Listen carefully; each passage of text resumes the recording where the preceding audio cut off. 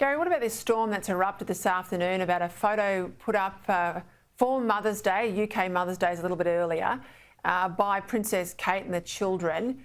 A whole lot of photo agencies have said there's a kill notice now on this image. Don't use it. It's been manipulated. It's a fake, blah, blah, blah. It was all meant to, hose down conspiracy theories about her recovery from surgery, but it seems to have fired them up, doesn't it?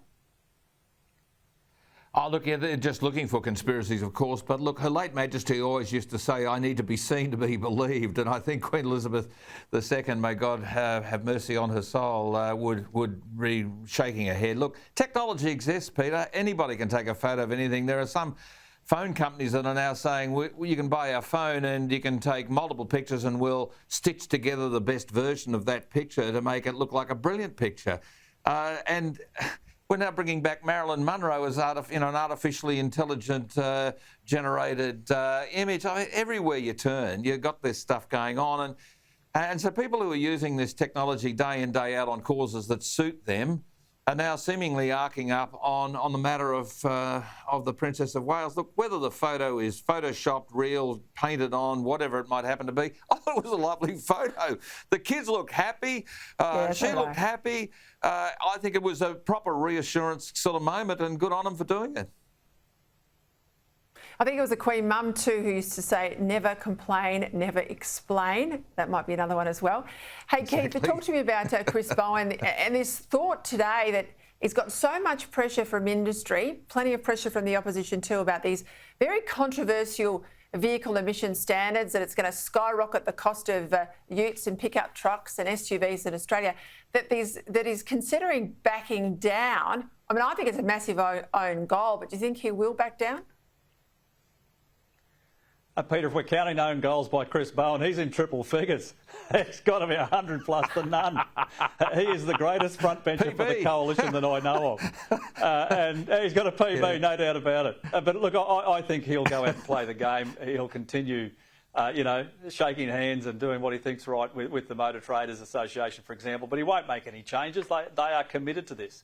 And the worst part of all of it is when you change models or you have a big impact change like this, it takes a lot of planning. You need literally years' worth of parts, and you need training, and you need all the things that get rolled out across all the dealerships across the country. It costs an absolute fortune, and you actually need to have some structure and time in front of it to be successful. Now, there's none of that. We know it's going to push up the price of the most popular cars in Australia, and guess who's going to pay for it?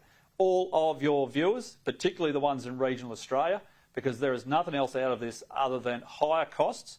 And I saw stories on other media outlets last night, Peter, talking this up about how they're going to save a fortune in I've got that wrong, I'm stuck on electricity, on fuel prices. It's just not going to happen. We can't produce it in Australia. Chris Bowen won't roll over. He'll just deliver what he said he would. Yeah. Gary, what did you think of Moomba being cancelled today in Melbourne? The parade's gone because we're in this cataclysmic, catastrophic climate weather. I don't think we got to 38. It was probably about 36 in Melbourne.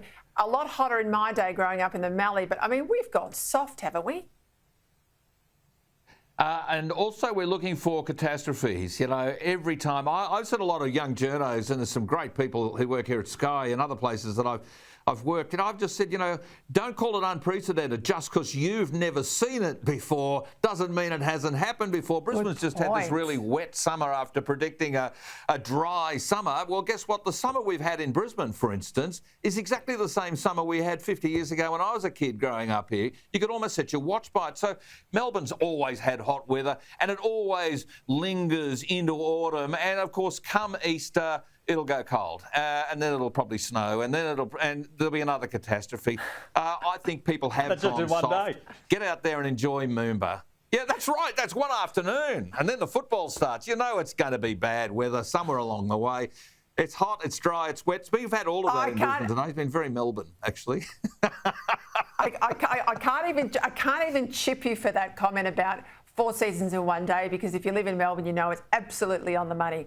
Gents, I'll see you both next week. Thank you as always.